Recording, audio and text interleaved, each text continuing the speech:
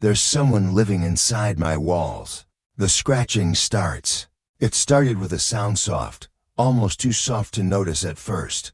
Just a faint scratching, like fingernails against cardboard. The first night, they thought it was the wind. The second, they thought it was mice.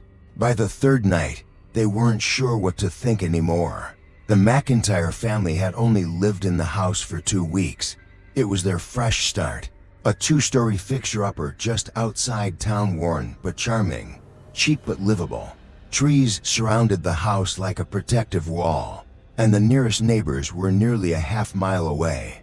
Eleanor McIntyre, 38, loved the quiet. Finally, she said to her husband Ryan as they unpacked dishes in the kitchen, "Peace and quiet." But quiet has a way of magnifying what should remain hidden. It was their son, Jonah, 10 years old, curious and unusually observant, will first notice the sound. "Mom," he said one night, brushing his teeth, "I hear something in the wall." Eleanor stood in the doorway, holding a fresh towel. "Like what?" Jonah tilted his head, toothpaste foaming at the corners of his mouth, scratching. Behind the mirror, she leaned closer, placing her ear to the bathroom wall. For a few seconds nothing. Then shk, a dry, dragging noise. Eleanor jolted back. Huh, probably mice. These old houses always have something. But that didn't convince Jonah, and it didn't convince Duke, their golden retriever, either. That night, round 2:15 a.m., Duke stood in the hallway, staring at the wall outside Jonah's room. His fur stood on end. He growled low and constant. Ryan woke up first. "Duke," he whispered from the bedroom. The dog didn't move. He was fixated, staring at one specific spot on the hallway wall as though he could see through it. "Get over here, boy," Ryan called louder, and Duke snapped out of it, reluctantly turning away. Ryan inspected the wall with a flashlight. No holes, no damage. Nothing unusual except for a strange smell. Not quite mold, not quite dirt. Something stale. When Eleanor came out to check what was going on, he shrugged. "Probably mice," he repeated. "I'll call pest control in the morning." But when pest control arrived, they found no signs, no droppings, no holes, no nests. "Clean as a whistle," the man said, scanning the thermal reader across the drywall. "Not even a cold spot." They set a few precautionary traps anyway, but each one stayed empty. The scratching continued. Not every night, just some, just enough to keep them wondering. Sometimes it was near Jonah's room, sometimes by the staircase, once, disturbingly, right behind the headboard in Eleanor and Ryan's bedroom. But the most unsettling part wasn't the sound. It was the pattern. Jonah was the first to notice it. He drew it on a piece of paper and showed his mom. 3 scratches, then pause. 2 shorter ones, pause. Then 3 more long, slow scratches. "I think it's like knocking," he said, "like it's trying to say something." Eleanor gave a soft laugh, trying to brush off the chill that ran down her spine. "Sweetheart, I think you're just letting your imagination run wild." But Jonah wasn't smiling. "And Duke never barks," he added. "He just growls, like he's scared." By the end of the second week, the family had grown more cautious. Jonah started sleeping with his flashlight on. Eleanor began triple-checking locks. Ryan kept the baseball bat by the door. They didn't talk about the sounds anymore, but they all heard them. Then came the night of the photo. It was a Sunday. They'd spent the afternoon cleaning the garage. That evening, Eleanor noticed a photo on the living room wall was slightly crooked. Not unusual, except for one thing: it was a heavy frame with a secure hook. Not something that would tilt on its own. She straightened it, thinking nothing of it. The next morning, it was crooked again, tilted in the exact same direction. "Jonah," she called, "did you bump into the wall or something?" "No," he said. "But I heard scratching again last night, near the living room this time." That evening, Eleanor took a pencil and lightly marked the wall where the edge of the frame lined up. She straightened it again, carefully. By morning, it had moved. This time it wasn't just tilted, it had shifted to inches lower. The hook was still in place, but the frame now hung from a nail that hadn't been there before. And behind the old hook, bare drywall. No hole, no anchor, no explanation. What the hell, Ryan muttered as he examined it. Someone had to move it. Did you get up last night? No, Eleanor said. You were snoring. Ryan glanced toward the wall again. Weird. That night, they installed a baby cam facing the hallway and living room. Just to be sure. Nothing happened for 2 days. Then, on the third night, Duke began growling again. Jonah was already awake, clutching his flashlight. Eleanor sat up in bed, listening. SHK. 3 scratches, then 2, then 3. The growling grew louder. Ryan rushed into the hallway. Duke stood frozen, hackles raised, tail stiff, teeth bared at the wall near the photo gallery. Ryan flipped on the lights, nothing. No sound, no movement. But Duke didn't stop staring. The next morning, they checked the footage. At exactly 13 a.m., the camera began glitching just for 5 seconds. During those 5 seconds, static filled the screen. When it cleared again, the photo was visibly crooked. Worse, hallway light flicked on by itself, then off. Jonah stood behind them, pale. Something's inside the wall, he whispered. Ryan shook his head. Okay, that's it. I'm calling someone. They called an electrician, then a home inspector. Both checked the wiring, insulation, framing. Both said the same thing. No signs of rodents, no damage, structure's solid. But the home inspector paused. But what? Eleanor asked. There's something odd about the living room wall. On the blueprint, it's supposed to be hollow, but it scans like there's space in there. Like a hidden room, Ryan asked, eyebrows raised. More like a crawl space that was sealed up. Or he paused again. Or someone built around something. That night, they didn't sleep. Eleanor sat in bed, clutching her phone. Ryan sat next to her, staring at the wall, waiting. Jonah slept on their floor. Duke lay at the foot of the bed, unmoving. At 17 a.m., the sound returned. SHK. Right behind the headboard. Duke whined, then scratched back. One short scrape with his paw against the floorboard. The wall answered. Eek. Just once. Like it had heard. Jonah sat up slowly, eyes wide. Mom, he said, voice trembling. It's not a mouse. Eleanor reached for her phone, dialing 911. But she didn't press send, because just then, the scratching stopped. For the first time in over a week, total silence. No growling, no movement, no shift in the photos. For a moment, they hoped maybe it was finally over. But in the morning, when Jonah went downstairs for breakfast, the photo of the whole family, him, mom, dad, duck, was missing from the wall. And in its place, taped to the wall with gray duct tape, was a single Polaroid they had never seen before. It showed the living room. Same lighting, same carpet, same furniture, but taken from inside the wall. Photos out of place. The Polaroid had no timestamp, no fingerprint, no signature. Just a photo of the living room from a strange angle, like it had been taken from within the wall. Ryan stood frozen, holding it between 2 fingers as if it might burn him. What kind of sick joke is this? Eleanor didn't speak. Her eyes were locked on the blank spot where their family photo used to be. The one with all 4 of them smiling, framed in silver, taken on the front porch just weeks before. Gone. Jonah stood by the couch, hugging Duke. His voice was barely a whisper. Someone's been watching us. Eleanor took the Polaroid and flipped it over. Nothing, no writing, no scratch, just a blank back. It smelled faintly, like damp wood, and something else, something metallic. Ryan stepped toward the wall and tapped it. This ends now. "We're opening this wall today." But Eleanor grabbed his wrist.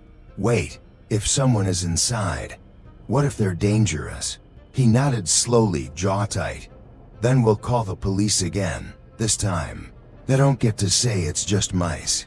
But when the officer came later that afternoon, she wasn't so easily convinced. No sign of forced entry. No signs of someone living here. She eyed the photo. Could be a prank. Neighbor kids, maybe. Ryan almost laughed. "Our closest neighbor is a mile down the road.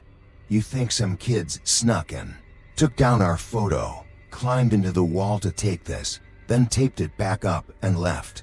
The officer didn't respond, just shrugged, made a few notes, and told them to call if anything more serious happened. That night, the tension was unbearable. Eleanor didn't cook. Jonah barely ate. Ryan sat at the kitchen table with a hammer and flashlight, eyes locked on the living room wall. They went to bed late, nearly 2 a.m. after watching the hallway camera again and again. No static this time, no movement, just silence. At sunrise, Eleanor woke to the sound of Jonah yelling, "Mom, Dad, come see." She ran downstairs barefoot, heart pounding. Jonah stood in front of the photo wall again. "Look," he pointed. The photos had all moved, not crooked like before this time. They had shifted in a pattern. 5 of them were slightly tilted to the left, 4 others were tilted right. The rest perfectly straight. Ryan squinted. "What the hell is this, a code?" Eleanor reached out and adjusted one of the tilted frames. As she moved it back into place, she noticed something. Behind the frame, scratched into the drywall in jagged lines, was a word. "Stay." She gasped. Ryan behind this one, Simeon carved a message. Ryan yanked another frame off the wall. This one said, "Quiet." They pulled down 3 more. Each revealed a word. "Watching." "Listen." "Never alone." Jonah backed away slowly. "It's been here the whole time." Eleanor turned to her husband. "How long do you think someone's been in our house, Ryan?" But Ryan didn't answer. He was staring at the last frame on the bottom row, the one that had always held a photo of a little girl, not Jonah, not them. A photo of a baby in a white dress, sitting in what looked like the very same living room decades ago. They'd found it in the attic the day they moved in and kept it up, because it felt like part of the house. Now, that frame was empty. No glass, no photo, nothing. Ryan picked it up. On the back, scrawled in marker, "She never left." Silence fell. Eleanor stepped back. "Where's the picture? It was just here last night." Ryan looked around, checked the floor. They searched the couch cushions, under furniture, even the trash, nothing. The baby's photo had vanished. Later that morning, Ryan borrowed a stud finder and started scanning the wall. It beeped inconsistently. There was definitely space behind part of it, too natural, uneven space. But when he knocked, the sound was dense, not hollow like drywall, thicker, like insulation had been packed or something else. That afternoon, he went to the hardware store and came back with a small drill, a flashlight camera, and a crowbar. Eleanor stood nearby, chewing her lip. "Are you sure about this?" Ryan nodded. "I just want to see what's inside. Not tearing anything down yet." He drilled a tiny hole near the floor, slid the camera inside, and turned on the light. At first, just insulation. Wires, dust, then movement. A small flash, like light reflecting off metal. The camera tilted slightly, then hit something solid. They watched the screen closely. In the corner of the cavity, tucked between wires and splintered wood, was a pile of old fabric. And lying on top of the fabric was the baby photo, the exact same one that had vanished.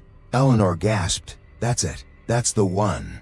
Ryan turned the camera slightly. The photo had been pinned to the wall inside.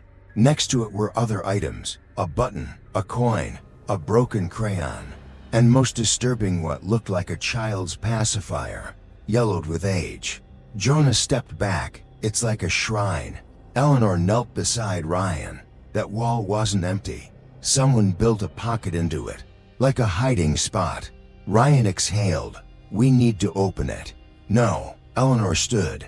Not without help. We don't know what we're dealing with. But that night, they all slept in the same room. Jonah curled up between them. Duke lay at the door. At exactly 2:33 a.m., the hallway camera blinked. Only once, less than a second. When they woke up, the Polaroid was gone. The one that had been locked in the drawer. In its place, lying on the hallway floor, was a folded paper. Ryan opened it.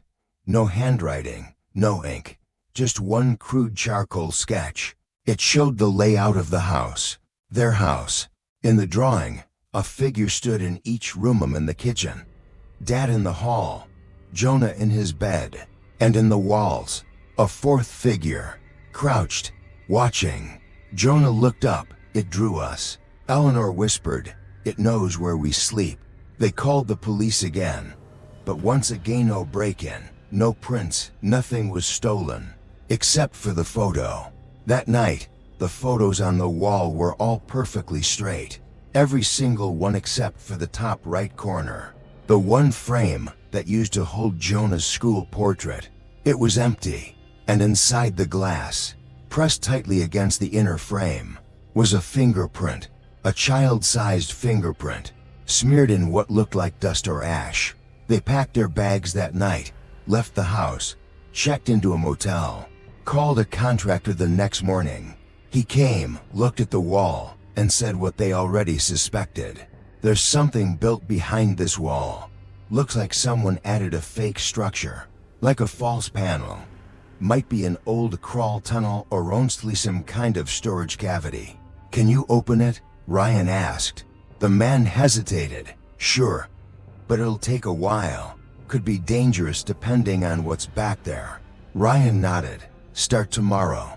That night, in the motel, Eleanor took one final look at her phone. A notification from the hallway baby cam. Motion detected to 35 a.m. She opened the clip. Nothing moved. The screen was dark, silent, until the very end when a shape appeared. For just 1 second, barely visible in the shadows.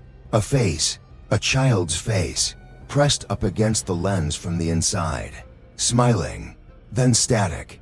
A whisper through the vent. The motel room felt colder than it should have. The air conditioning was off, but the chill was something else, something that crept in under the door, around the edges of the curtains, through the cracks in conversation. Jonah didn't say much, since finding the drawing, one that showed them all inside the house, including the figure in the wall, had gone quiet to quiet. That morning, as Ryan met with the contractor to discuss opening the hidden wall, Eleanor tried to keep Jonah distracted. Cartoons, cereal, anything. But he sat cross-legged on the motel carpet, staring at the AC vent near the baseboard. Do you hear it? He asked suddenly. Eleanor turned from the coffee maker. Hear what? He didn't answer, just tilted his head slightly, as if listening to something inside the wall. I think it followed us, he whispered. Eleanor paused. What do you mean? But Jonah shook his head. Nothing. Never mind. Later that day, the contractor sent Ryan a text. You were right. There's a hollow cavity behind the living room wall. Not standard construction. Looks like someone lived back there. Found a mattress, old cans, junk, and something else we'll explain in person. Ryan stared at the message, then showed it to Eleanor. This is way beyond creepy. Did he say if anyone's in there now? No, just old stuff. But he didn't say what the something else was. That night, back in the motel, Jonah refused to sleep in the other bed. He wanted to stay between his parents, under the blankets, flashlight in hand. At 2:08 a.m. Eleanor woke to a sound she couldn't place. A faint hum, like wind through a narrow tunnel. She sat up. The motel room was dark. Ryan was still asleep beside her. She leaned forward and glanced toward the vent. The sound stopped. She lay back down. But Jonah was still awake, eyes wide open, breathing shallow. You okay? She whispered. He nodded. Yeah, but that was a lie. Because at 2:23 a.m., Jonah heard the whisper again. It came from the motel's AC vents, low, quiet, and right next to his head. Jonah, his eyes snapped open. He stared at the vent. "Don't tell them I'm here." The voice was breathy, like wine but with words. A child's voice, but not quite right. Stretched, warped, like it was being funneled through pipes. He didn't scream. He didn't move. He just closed his eyes and pulled the blanket over his head. In the morning, Jonah didn't mention the whisper. Not to his mom, not to his dad. But when Ryan returned from the house, he looked unsettled. "The contractor wants us to see something," he said. "You should come." Eleanor hesitated. "What is it?" He found writing inside the wall. They left Jonah with a neighbor from the motel, a retired woman named Marcy, who had taken a liking to him. "Stay inside," Eleanor said, crouching to his level. "We'll be back soon. Just a quick visit to the house." Jonah nodded but didn't look her in the eyes. As soon as they left, he sat by the motel vent again. He didn't hear anything for a long time, until he whispered, "Are you still there?" Silence. Then yes. His breath caught. "Who are you?" A pause. Then, quietly, "She makes me hide. She doesn't like when I talk." Jonah's fingers tightened around the flashlight. "Who is she?" The voice didn't answer. Instead, it said, "She saw me talk to you last night. I have to go now." Then silence. Meanwhile, back at the house, the contractor stood in the living room, next to a square opening in the wall. He'd removed part of the drywall and insulation, revealing a narrow tunnel maybe 3 feet wide snaking between the studs. Old sheets were piled in the corner. Rusted cans, fast food wrappers, a cracked children's toy. But on the far wall of the cavity, something had been written in charcoal. "Be quiet. She doesn't like loud." Below it, in smaller writing, "If you tell, she'll come for you too." Eleanor took a shaky breath. "This isn't just someone squatting. This is..." The contractor interrupted. "There's more." He stepped aside and pointed to the floor of the crawl space. A small, square vent connected to the lower part of the walkly part of the old air circulation system. It led from inside the wall, directly into the living room vent. Another one led toward the upstairs bedrooms. Eleanor realized it first. "Oh my God," the whispers Jonah heard. Ryan looked at the vent. They weren't dreams. They were real. They were someone talking through the walls. The contractor nodded. "Looks like someone used the vents to communicate. Or spy. Maybe both." Eleanor's face drained of color. "We need to get Jonah out of the motel. Now." Back at the motel, Marcy stepped outside to make a phone call, leaving Jonah alone for 5 minutes. That's when the voice came back. This time, it sounded urgent, scared. "Don't leave me here." Jonah stared at the vent. "Why?" "She gets mean when it's quiet. But she listens when people talk to me." "Who is she?" A long pause. Then, in a whisper so soft Jonah almost missed it, "She used to be a mother, but then the baby didn't listen." Jonah's skin crawled. "What happened to the baby?" The voice didn't respond, but the vent began to rattle. Not from air, not from movement. It was like something was tapping inside. Tap-a-tap-tap. Jonah stood up, backing away. The door opened. Eleanor rushed in. "Get your things," she said quickly. "We're leaving." Jonah grabbed his bag, but not before glancing one last time at the vent. "Who were you talking to?" Eleanor asked as they left. "No one," he lied. That night, they stayed with Ryan's brother and are out of town. A gated neighborhood. No old vents, no thin walls. Still, Jonah didn't sleep. He lay awake, staring at the ceiling. And sometime around 2:45 a.m., he heard it again. Faint tapping. Not from the vent. From the closet. He slid out of bed and stepped toward it. Slowly. He opened the door. Nothing. Just jackets, boxes, shoes. He turned away. "Jonah." His heart dropped. He spun back, but no one was there. Then he saw it. In the center of the closet wall, pressed between the wallpaper seams, was a photo. One of the missing pictures from the house. His school portrait, pinned by a thumbtack. On the back, a message. "If you move again, she'll follow. You have to tell them."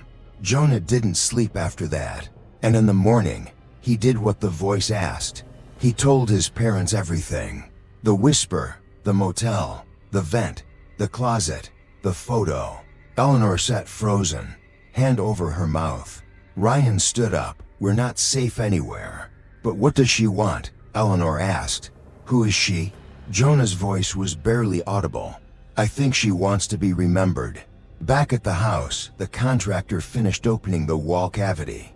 At the very back, behind a support beam, they found it. A sealed metal panel, rusted shut. It took 40 minutes to pry open. Inside, a small tin box. And in that box were ashes. A child's name, faintly etched on the lid. LM. No date, no birth certificate. Just ashes. And tucked beside it, a yellowed birth announcement, half burned. And a note, scrawled in angry, uneven handwriting. "She wouldn't stop crying. I told her to be quiet. She wouldn't listen. Now she's quiet forever." Eleanor turned away, tears in her eyes. Ryan whispered, "Dear God." They called authorities, but no missing persons report was ever found. No record of a child named LM in the county's system. Whoever she was, she had been buried in the walls and forgotten. Until now. That night, for the first time in weeks, Jonah slept. No whispers, no tapping, no vent sounds. But just before sunrise, as light crept into the guest bedroom, Jonah opened his eyes. On the dresser beside him sat the baby's photo, the one that had disappeared. And underneath it, a note in childlike scrawl. "Thank you for listening." The shadow behind the wall. They buried the ashes behind the old oak tree, just outside the house. There was no name on the headstone, only the initials LM. A local church agreed to bless the ground. The air felt still for the first time in days. Quiet, like someone had finally exhaled. But peace doesn't always last. 2 nights after the burial, they returned home. Jonah didn't want to. He stood by the car, staring at the house like it was alive, watching. "I don't want to go back in," he said. Eleanor knelt next to him. "It's safe now. She's resting. That's what she wanted, remember?" Jonah didn't answer, but eventually he followed them inside. The living room wall had been patched up, fresh drywall, new paint. The contractor had sealed the cavity and removed everything: old bedding, wires, vent covers. The air inside felt crisp, almost sterile. Too clean. Jonah glanced at the photo wall. All the pictures were gone. Eleanor had packed them away. The space looked bare without them, like something vital had been stripped. That night, they all slept in their own rooms again. Ryan checked the baby cam twice. Then once more, just in case. Everything was still. Until 3:12 a.m. That's when the hallway camera clicked on, motion activated. Ryan reviewed the footage the next morning while sipping coffee, half asleep. The first few seconds were normal. The hallway was dark, still, silent. But then, at the edge of the frame just near the corner where the patched wall met the floor, a shape appeared. At first it looked like a glitch, just a blur. But as the frame advanced, the shape shifted like something was pressing from inside the wall. A faint distortion, a bulge, then a silhouette, humanoid, head tilted, and then Goni. The entire clip lasted 7 seconds. Ryan stared at the screen, frozen. He backed up the footage, replayed it. Same thing. A shadow pressing outward like someone had moved inside the wall. But that couldn't be. The wall was sealed. No vent. No cavity. No entrance. Still it was there.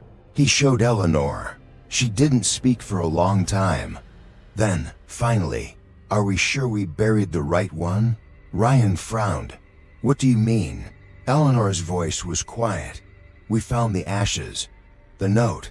We assumed it was the spirit. The little girl. Ryan's brow furrowed. It was. But what if it wasn't her? What if it was from the one who hurt her? Ryan didn't respond, because in that moment, the baby monitor crackled from the other room. They turned at the same time. Jonah's voice came through small, tired, afraid. She's not alone. Jonah sat on his bed, legs pulled to his chest. He stared at the vent in the corner, the one the contractor had supposedly removed. But it was still there, just smaller, replaced by a newer model. And from inside it came a soft scrape. Just once, not the old, dry clawing sound. Something else, like skin on metal. Jonah whispered into the dark, "Who are you?" Silence. Then not her. Jonah froze. He whispered again, "Then who?" The voice replied, this one deeper. Broken, like it was being forced through gritted teeth. He stayed behind. Jonah's hands trembled. "I thought she was the one in the wall," he said. The voice didn't answer. Then another whisper so faint it could have been breath. "He's still inside." Ryan paced the living room. "There's no one in the house, no cavity. The camera's faulty." "I'm calling a thermal team," Eleanor said. "I don't care what it costs." The techs arrived 2 hours later. They scanned every inch of the property, floors, ceilings, the entire length of the repaired wall. One of them stopped mid-scan. "Something's not right," he said. He pointed to the monitor. "There's a heat signature, human-shaped, behind the drywall." Ryan's stomach dropped. "That's not possible. The wall's sealed." The tech turned. "Do you want us to open it?" Eleanor answered before Ryan could. "No." The room went quiet. Ryan looked at her. "If there's someone back there." She shook her head. "If we open it, we let it out." That night, the hallway cam activated again. Same time, 3:12 a.m. Ryan watched the footage at dawn. This time, the silhouette appeared earlier. Not just near the floor but standing. Slender, unmoving. The shape pressed against the wall. Then it moved slowly until it stood directly behind a hanging photo frame. One that was no longer there. Ryan leaned forward. The frame in the video was there, but in real life, they'd removed it days ago. He paused, rewound. The photo in the frame showed a girl, long hair, pale dress. But it wasn't the baby, not LM. It was a teenage girl, maybe 15. Eleanor walked in just as he froze the frame. She gasped, "I've seen her before." Ryan turned. "What?" Eleanor pointed to the girl in the frame.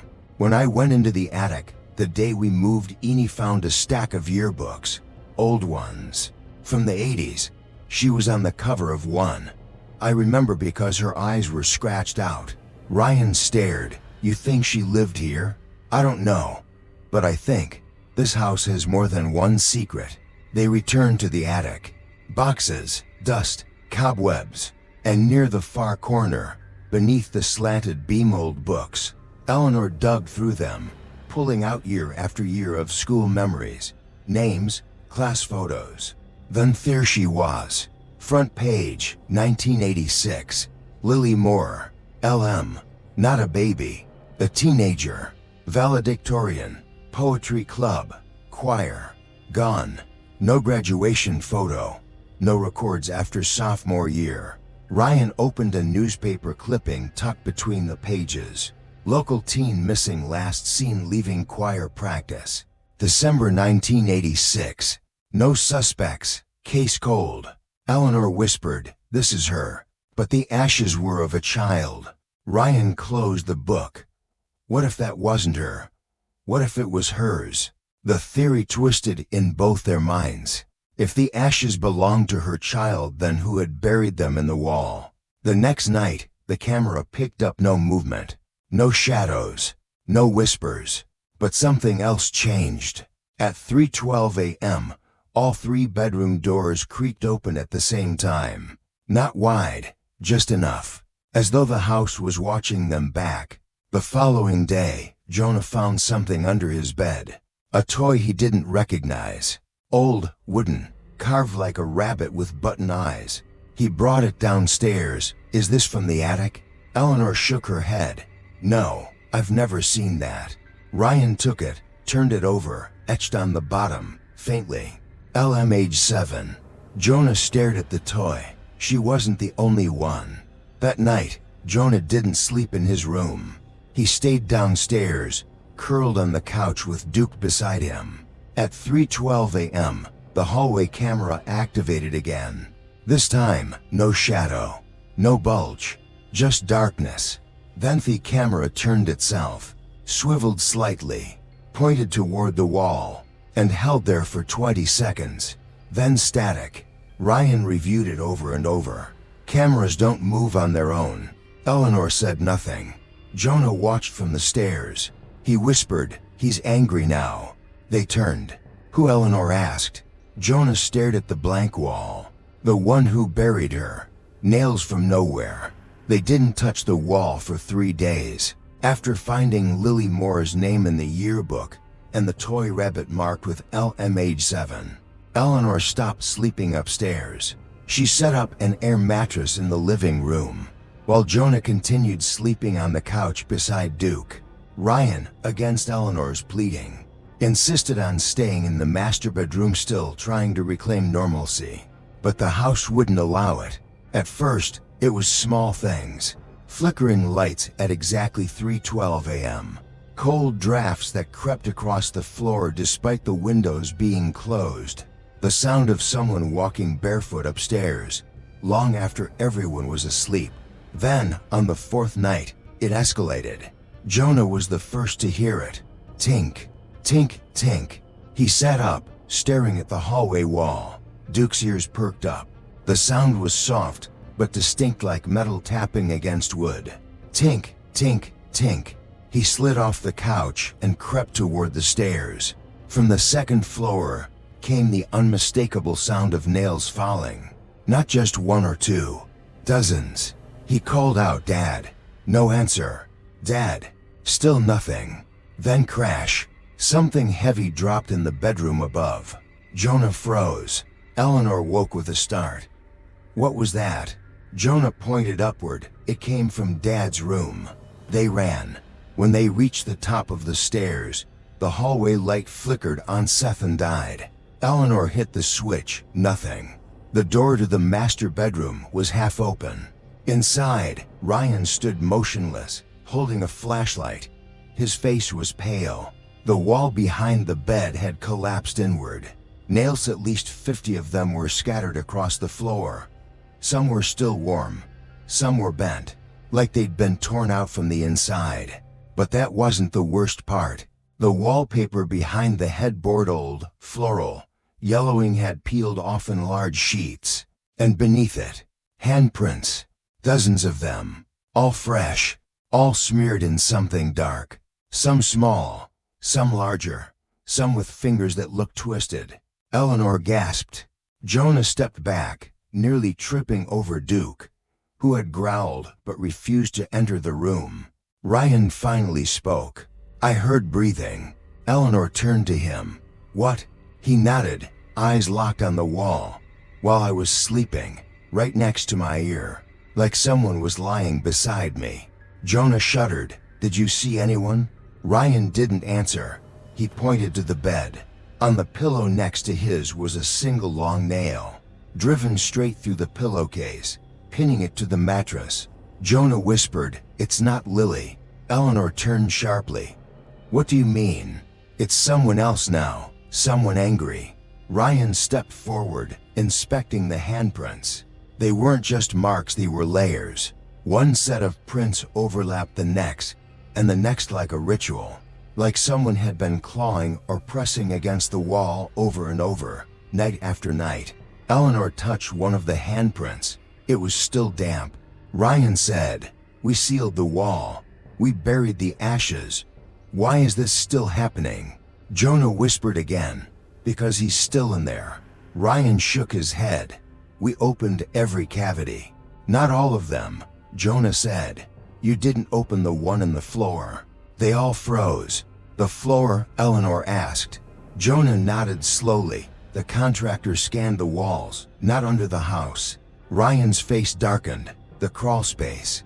They had avoided it. Ever since moving in, no one had gone under the house. The entrance to the crawl space was hidden behind a wooden hatch in the laundry room, nailed shut, just like the walls. The next morning, Ryan grabbed a crowbar and flashlight and pried the hatch open. Dust and cold air rushed up like breath. He lowered himself slowly into the crawl space. Eleanor stayed upstairs with Jonah. But Jonah kept pacing, refusing to sit. "It's under us," he said again. "I know it." Beneath the house, Ryan crawled along the narrow passage, flashlight flickering. Cobwebs clung to the ceiling. Dirt shifted under his knees. Then he saw it. In the far corner beneath the master bedroom was a wood panel, nailed shut with iron spikes. The wood was darker than the rest, rotting, old, and covered in carvings. Ryan leaned closer. They weren't words, just marks. Thousands of tally marks, carved one over the other, scratched so deep the wood had started to splinter. He pulled out his phone and snapped a photo. Then, carefully, he pried the panel loose. Behind it was a hole barely 3 feet deep. Inside, a tattered burlap blanket, rusted cans, a child's shoe, and bones. Small bones, some cracked, some buried in the dirt. Ryan scrambled back, heart pounding. He didn't speak when he climbed out, just handed Eleanor the phone. She stared at the image, the marks. "It's a cell," she whispered. "Someone was kept down there." "Maybe not just one," Ryan said. "There's more than one set of bones." Jonah stood behind them. "Is that where he put them?" he asked. Eleanor turned. "Put who?" Jonah's voice was steady now. "The man, the one in the wall. He hurt them. Then he hid them. That's why they're still here." Ryan looked down the hallway. The bedroom door creaked open by itself. Duke barked sharply, just once, then growled. The growl became a low whine. Jonah pointed. "He's back." That night, Eleanor didn't sleep. She sat in the living room with the lights on, holding the rabbit toy they'd found earlier. At 3:12 a.m., the hallway camera clicked. Eleanor didn't move. She watched the monitor. Nothing at first. Then a shadow moved across the far wall. Tall, lean, gliding. Not the girl. Not Lily. This was someone else. The camera feed warped for a moment and snapped into place. The shadow stood at the end of the hallway, unmoving. Then it pointed straight at Jonah's door. The feed went black. Ryan ran upstairs. The door was locked from the inside. He pounded. "Jonah, open up." No answer. "Jonah." A click. The door swung open. Jonah sat on the edge of the bed, pale but calm. "I didn't lock it," he said. Behind him, the vent cover had been removed. Again, Ryan crossed the room, shining a flashlight inside. Deep in the duct, something moved. A blink, a flash of a reflection. Then gone. But left behind, right at the mouth of the vent, was another nail. And wrapped around it, a strip of fabric. From a floral dress. Faded, stained. Exactly like the dress the girl in the yearbook photo had worn. Eleanor's voice came from behind him. "It's not over." Ryan turned. "Then what do we do?" Jonah answered before she could. "We find his name." They both looked at him. Jonah pointed to the rabbit toy in Eleanor's lap. "Check the other side." She turned it over. Etched faintly into the wood, opposite the initials, "Property of LM," and beneath it, barely visible, "Made by CM." Eleanor stared. "Who's CM?" Jonah's voice was low. "I think that's who we need to worry about now." Midnight humming. The house had been quiet for days, almost too quiet, since finding the bones beneath the floorboards and the name CM etched into the toy rabbit. The family barely spoke. The vents had been sealed, the crawl space covered in concrete, and every photo removed from the walls. But silence doesn't mean peace, and sometimes, quiet is just the sound of something holding its breath. Eleanor was the first to hear it. It began just after 3 a.m.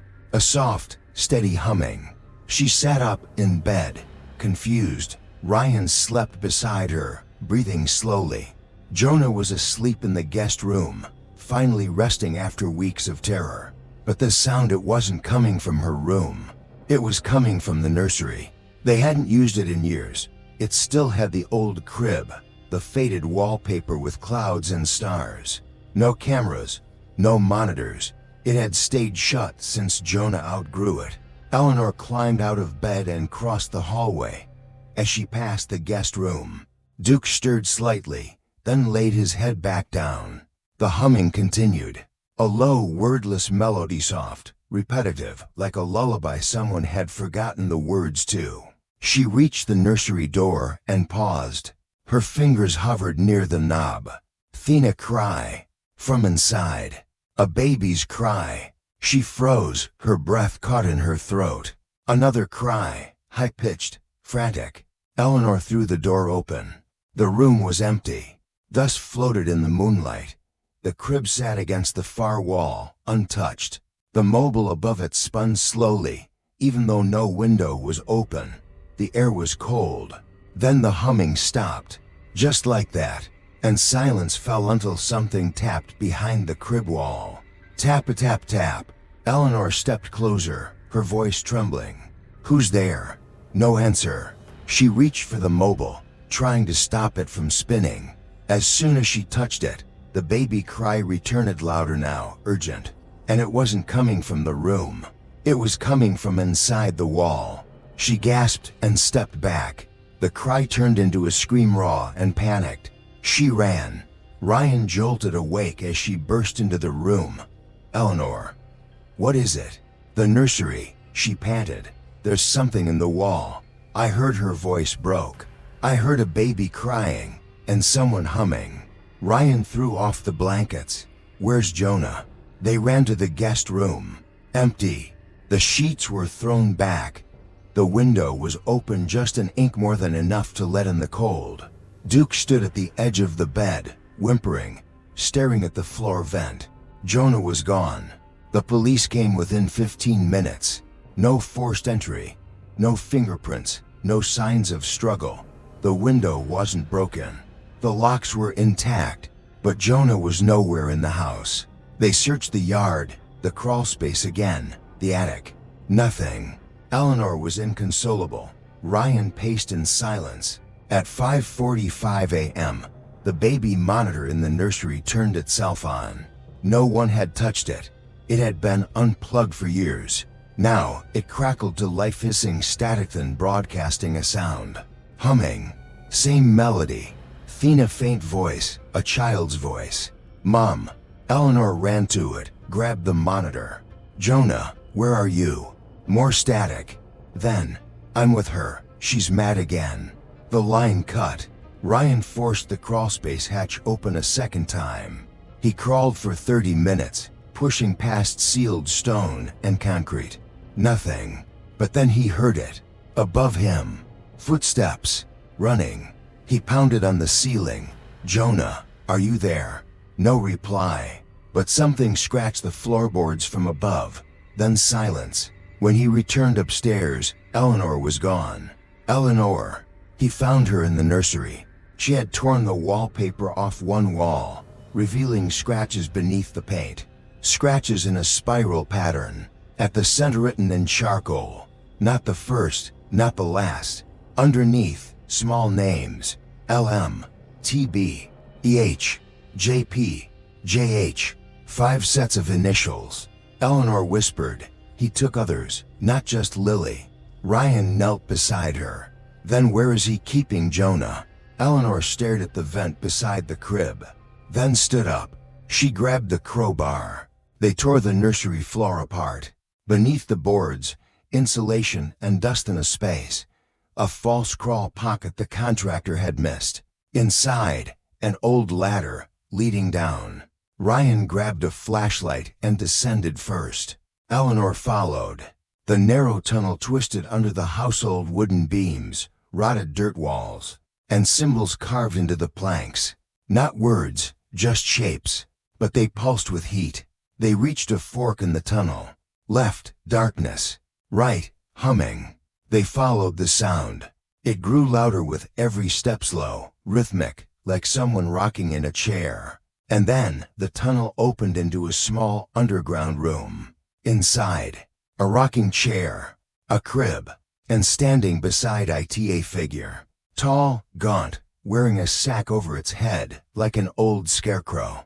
It rocked gently, humming to itself. In the crib, Jonah, eyes wide, muffled, hands tied loosely with fabric, alive. Eleanor screamed. The figure turned slowly. It had no face, just stitched burlap, and a crude smile drawn in charcoal. Ryan lunged forward, but before he could reach Jonah, the figure raised one hand, bony and pale, and every vent in the house screamed. A roar of pressure and static like a storm passing through metal. The walls shook. The figure whispered not through its mouth, but from inside their heads. "You broke the quiet." Then the lights died. Eleanor grabbed Jonah from the crib and ran.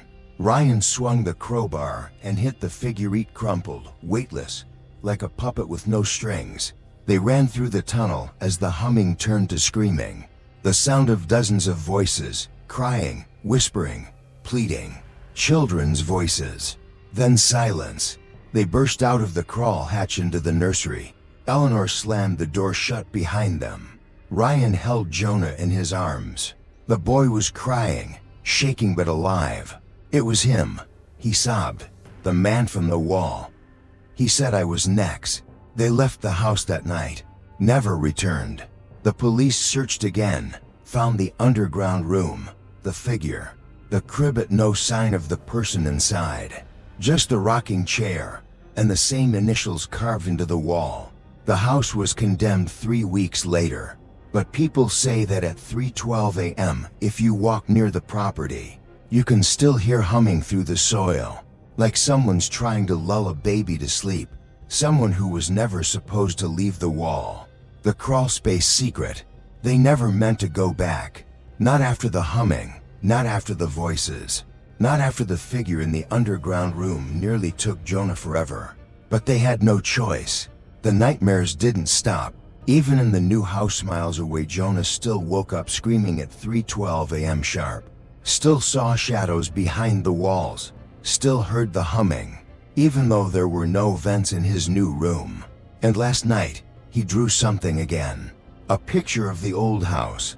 But this time, not from the outside.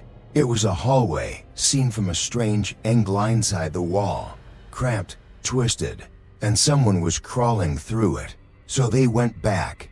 Just Ryan. Eleanor refused. She said the place was cursed.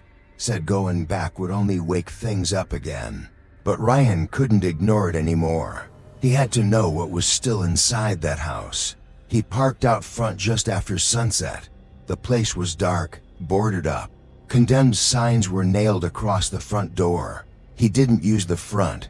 He walked around back, through the old wooden fence, past the rusted-out swing set. The rear basement window was still loose. He slipped inside. The air was stale and heavy, like it hadn't moved in weeks. The house groaned beneath his feet as he moved, every board remembering him. He made his way up to the second floor. The nursery was still sealed. Dust had settled across the walls. The rabbit toy they'd found Lily's was gone.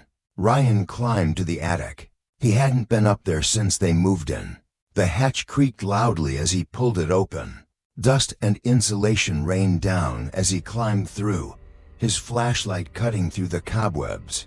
The attic was a tight, sloped space, exposed rafters, broken boxes, a rusted tricycle in the corner. But something was wrong.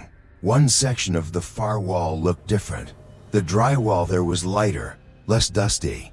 Ryan moved closer. That's when he saw the hole. Not a large one, barely wide enough for a child to crawl through. It had been carved behind the insulation, and wooden beams hidden in the very skeleton of the house. A tunnel. He crouched down and shined the flashlight inside. The beam stretched about 20 feet, disappearing into blackness. The walls were tight, crudely scratched out of old wood and plaster. Someone had carved this tunnel by hand, and it wasn't empty. Ryan saw crumpled wrappers, rusted soup cans, bits of fabric, a broken doll with no eyes, lying face down in the dust, and something else. Bones. Tiny ones. Animal bones, he hoped. He reached inside and pulled out a crumpled candy wrapper marked with a faded logo from the 1980s. He kept crawling. The tunnel narrowed, forcing him to move on hands and knees. It twisted left, then right.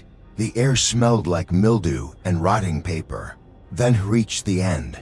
Another small room barely big enough for a grown man to crouch in. A sleeping bag. A cracked mirror. A stack of photos. Ryan picked one up. It was Jonna asleep in his bed. Another photo, Eleanor in the kitchen, taken from outside the window. Dozens of photos, all of them of his family, taken from the inside. Someone had been living here, watching them, crawling through the walls and attic. But that wasn't the worst part. On the far wall, drawn in black marker, was a chart, a family tree. At the top, CM. Beneath it, multiple names, scratched out, added again, rewritten. At the very bottom, JS Nex, Jonah's initials. Ryan's blood ran cold. He turned, scrambling back down the tunnel. But halfway out, he stopped, because just ahead blocking the way was a man, curled in the tunnel, face covered in a sack, breathing heavily, and humming. Ryan couldn't move. The man didn't speak, just raised one hand and pointed. Back. Ryan backed away, heart pounding. The man crawled forward an inch, then another. Ryan saw it now. His fingernails were black, rotted, his hands raw, covered in scars. Ryan whispered, "What do you want?" The man stopped humming. His voice came out like gravel. "You took her from me." Ryan's voice shook. "Who?" "My baby." Then he lunged. Ryan kicked backward and scrambled through the tunnel, breath ragged, heart racing. He tore through insulation and wood, crashing out of the attic and onto the hallway floor. The house shook.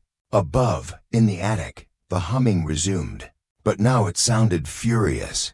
Not gentle, not childlike, like something screaming through its teeth. Ryan ran, down the stairs, past the nursery, into the basement. He slammed the rear window shut and fled into the night. Back home, Eleanor took one look at his face and dropped the laundry basket.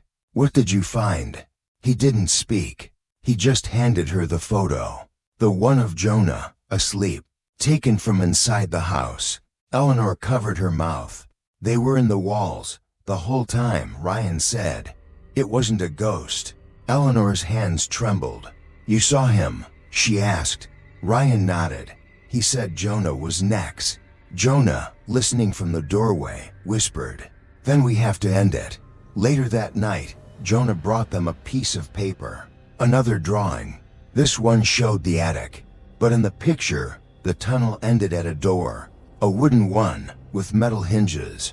Ryan looked at it. There wasn't any door. Jonah shook his head. "Not one you could see." Then he pointed to the corner of the page.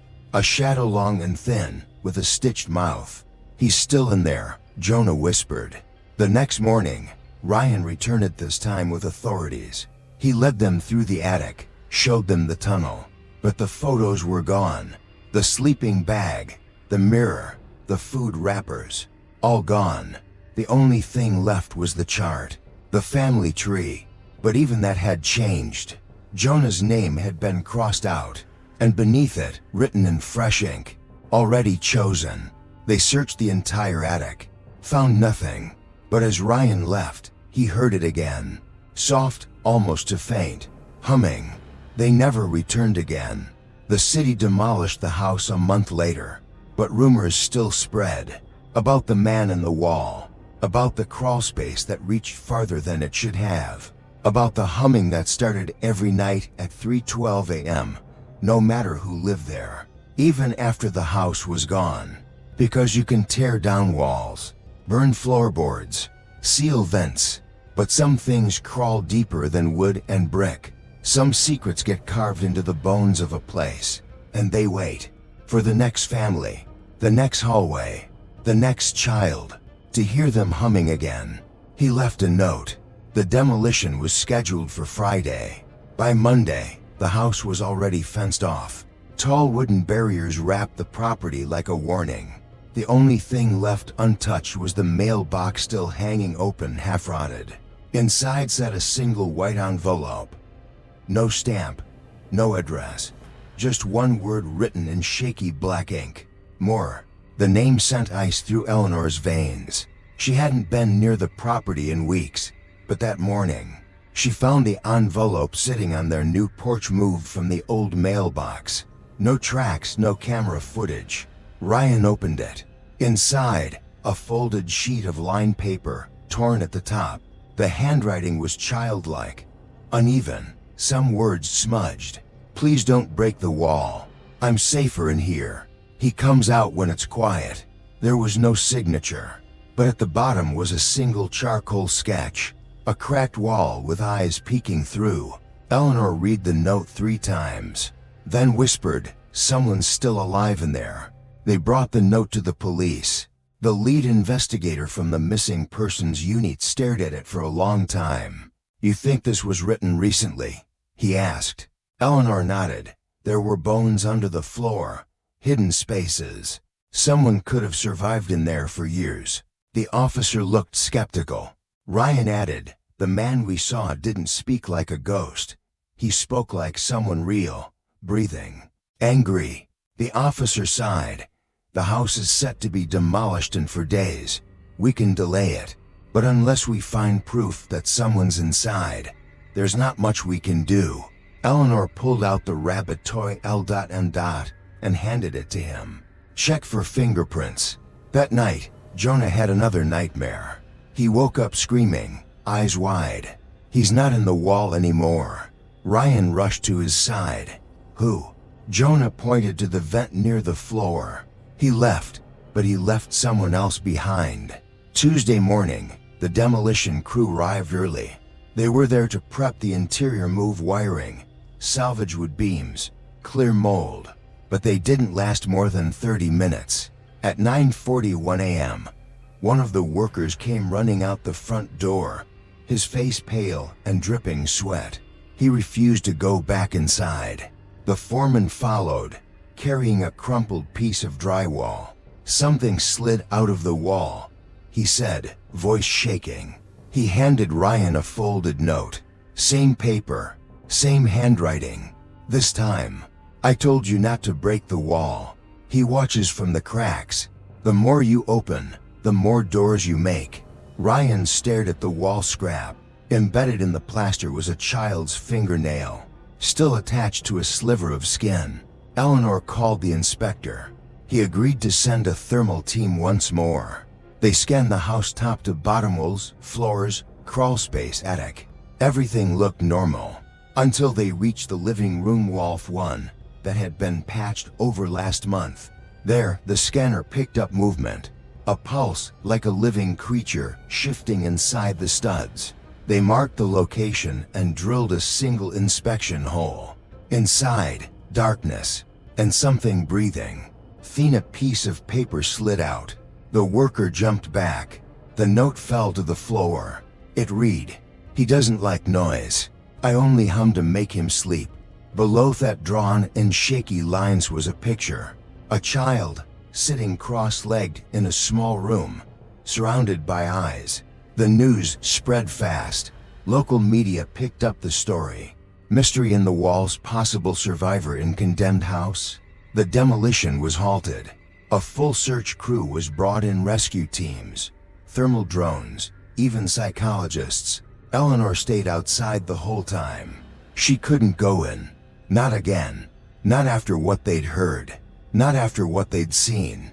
But she watched from the fence as they peeled back sections of the wall like old skin. Each time they opened one, they paused, waited. No response.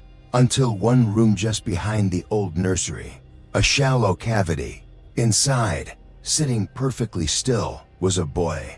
Thin, pale, hair matted to his forehead. He blinked as the light hit him, but didn't speak. In front of him and the wall, dozens of drawings in charcoal. All of them of the same man. Tall, sack on his head, arms too long. Below each drawing, written over and over, "He's still in the floor." They brought the boy out carefully. He didn't resist, didn't scream. He just kept humming, over and over, that same wordless tune Jonah had described. Eleanor covered her mouth as they led him past. The boy looked at her and smiled. Not a happy smile, a knowing one, as if he'd seen her before. The boy was taken to the hospital. He said his name was Eli. No last name. No records matched him. No missing person reports. No DNA hits. They asked him how long he'd been in the walls. He just said, "A long time." They asked him who the man was. He answered, "My dad." Then he added, "Not the first one, just the one that stayed." The therapist asked what he meant. Eli drew a picture, a staircase, with names on each step. At the top, Lily. At the bottom, me. Next to that, Jonah, with a question mark. Eleanor visited him that night. She needed to look him in the eyes, needed to know if Jonah was safe. Eli sat on the edge of his hospital bed, staring out the window. He didn't turn when she entered. Eleanor sat beside him, quiet, then said, "You left the notes, didn't you?" Eli nodded. "I didn't want you to open the wall." He was sleeping. "Who is he?" she asked. Eli looked at her now. His eyes were dark, hollow. He was the first one in, the first who hurt them. He stayed behind when they died. "Is he still in there?" Eli shook his head. "No, you let him out." Ryan couldn't sleep. He kept replaying Ellie's words, the drawings, the notes, and that final sentence. "You let him out." He got up around midnight and checked the house. New house clean. No crawl spaces. No vents. He checked Jonah's room. The boy was asleep, breathing steadily. He reached to adjust the blanket and found a piece of paper tucked beneath the pillow. Folded, yellowed. The same handwriting. "Thank you for letting me out. I missed the quiet." The next day, the thermal scan team returned for one final pass through the old house. The cavity Eli had been hiding in was empty now. The walls had been opened, the drawings gone. But as the crew packed their gear, one of them called out. He had found something new. Behind the living room wall, buried in a sealed crawl cavity, was a metal box. Inside, old baby teeth, a lock of hair, and a photo of Lily Moore. On the back, written in block letters, "CM, she was never yours." Next to it, in fresh ink, "I'm still hungry." The city burned the house 2 weeks later, purposely, legally, to end it. But Ryan knew the fire wouldn't stop it. Not really. Some things don't die with wood and nails. They wait, find new homes, new walls, new cracks. And when the house is quiet again, when the humming stops and no one is listening, returns. All it takes is one broken wall, one crawl space left open, one boy who wakes at 3:12 a.m., staring at a vent that wasn't there yesterday, and maybe a note, slipped quietly beneath the bed, that reads, "Please don't break the wall. I'm safer in here." Breaking through. The fire didn't kill it. Even after flames took the old house, even after the ash cooled and the land was declared cleared, something remained. And Ryan could feel it. Not just in dreams anymore. In real life. In the new house. In the way the lights flickered at exactly 3:12 a.m. again last night. In the soft, muffled humming he swore he heard through the bathroom wall. They said it was trauma, grief, residual memory from something their minds were still trying to process. But then Jonah found the button. A simple, red plastic button tucked behind his bookshelf. He swore it wasn't there before. When Ryan examined the space behind the shelf, he realized it was hollow, far deeper than it should be. And when he pressed on the back panel, it gave way slightly. Something was behind the wall. They debated what to do for 2 days. Eleanor begged him to leave it alone, to seal it, to move again. But Ryan couldn't live that way, knowing something was there, waiting. So on a quiet Thursday afternoon, while Eleanor was at work and Jonah was with his aunt, Ryan stood in the hallway outside Jonah's room and pressed on the wall. It clicked inward. A seam revealed itself just an inch wide, but unmistakable. He grabbed a hammer. The first strike felt like thunder. Drywall cracked, dust billowed into the air. The second blow broke through entirely. Behind it, a hollow space. Ryan widened the hole, heart pounding. The space was no wider than a hallway, about 3 feet across, 10 feet long. A hidden room, again. This time, inside their new house. He stepped in, ducking slightly. The air was stale, but not cold. Warm, too warm. The flashlight revealed blankets, bundled up in the corner. Clothes, toys, all familiar. Jonah's missing baseball glove. A sock with Eleanor's initials. One of Ryan's old work shirts. Items they hadn't even realized were gone. Someone had been taking them and living here.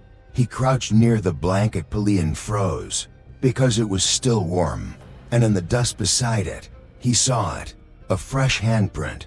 Small, child-sized. Still settling into the powder. As if whoever left it had just moved. Ryan stood quickly, flashlight scanning the room. He wasn't alone. In the far corner, barely visible, a hole had been dug through the wall's base, leading down, diagonally like a crawl tunnel. He knelt near it. Fresh scrape marks lined the wood. The tunnel was new. Then a sound. Tap, tap, tap. Faint, rhythmic, like nails on metal. Ryan reached into the tunnel with the flashlight, just to see how deep it went. He barely flicked the switch before the beam landed on something. Eyes wide, unblinking.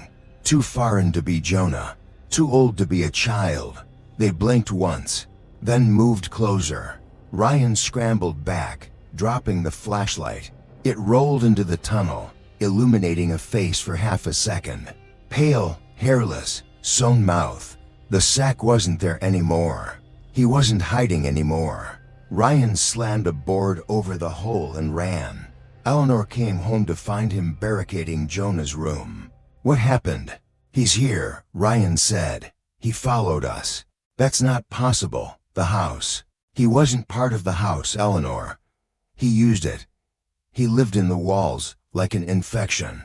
We carried it with us." Eleanor shook her head. No, we burned everything. The vents, the toys, even the crawl space. We didn't burn the one thing that mattered," Ryan said. She looked at him, confused. "What?" Ryan opened his hand. In it, the toy rabbit. LM. Somehow, it had returned. Still carved with "Made by CM" on the bottom. "I buried this," Eleanor whispered. "I know." That night, the humming came back. 3:12 a.m. Ryan and Eleanor stood in the hallway, staring at the wall they had opened. The hole was quiet now, still sealed. But the humming wasn't coming from inside. It was coming from the ceiling. Ryan grabbed the attic ladder and pulled it down.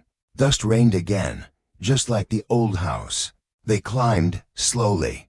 The attic was bare. Until they turned. A child's blanket fort sat in the corner. Sheets draped over boxes. Inside, a flashlight, crackers, a bottle of water. And on the wall, drawings.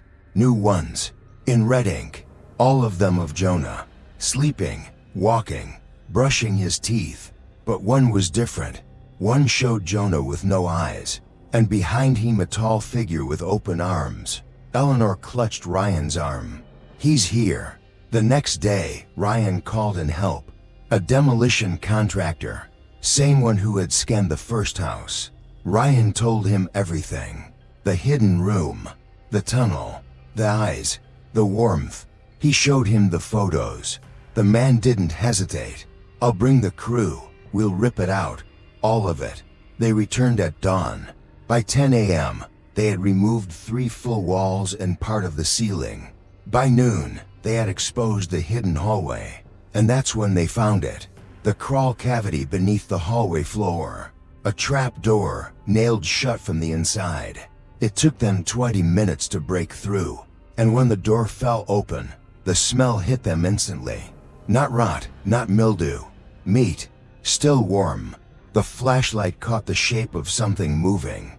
Fast. Vangoni. At the bottom of the pit. Blankets. Rusted tools. Polaroid photos. And a pair of eyes drawn on the wall with charcoal.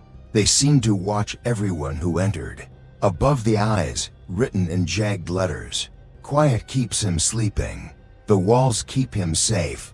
One of the workers stepped back and whispered, "This wasn't just a hiding place. It was a shrine."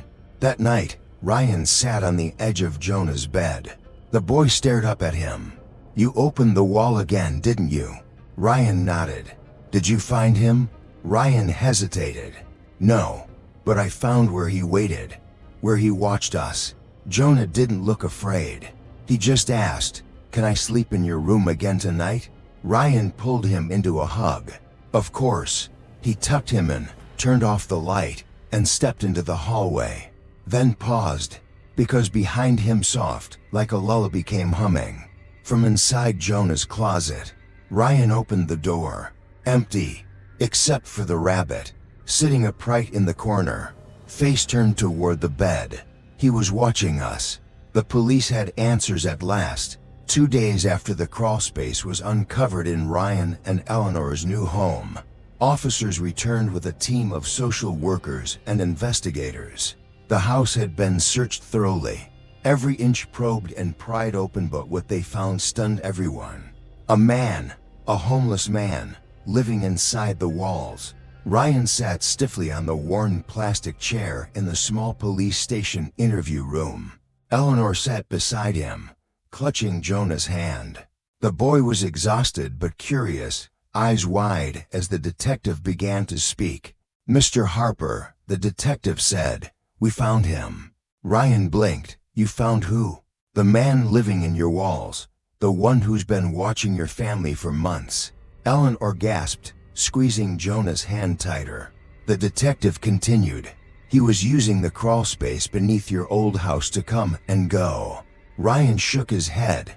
"But we sealed it. We boarded it up." "Not completely," the officer said.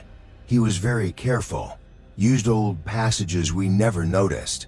He'd stay hidden, watching your family through vents and cracks. And when he could, he'd slip inside rooms without being seen." Jonah's face turned pale. The detective glanced down at his notes.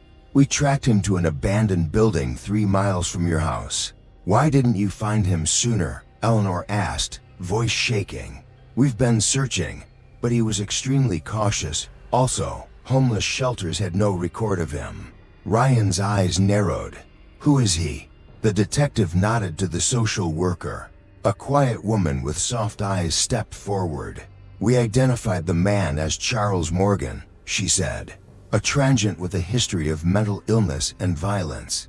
"Was he dangerous?" Eleanor asked. The woman nodded slowly, very confused. The story they told was chilling. Charles Morgan had lost his family years ago in a fire. Since then, he wandered the streets, haunted by voices and shadows only he could see.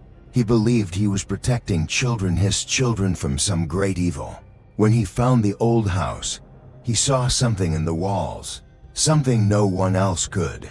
He believed the house was alive, that it whispered secrets, that the walls held children who had been forgotten trapped between worlds. Ryan shook his head, trying to process.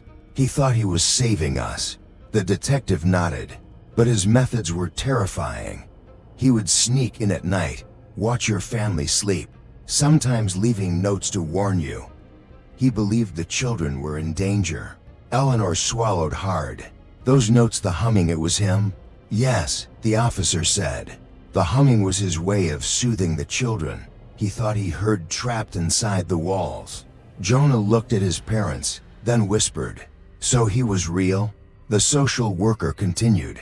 "When we found Charles, he was living in a small, hidden space under an abandoned warehouse. He had been there for months. He was malnourished, scared, but alive." Ryan's heart clenched. "Why didn't he come out?" The woman shook her head.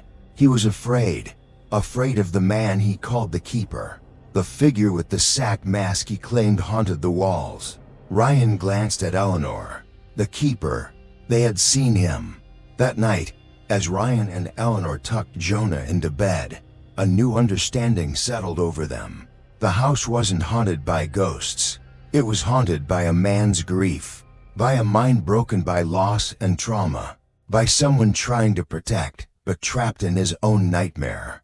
Days later, Charles Morgan was taken to a hospital for psychiatric care.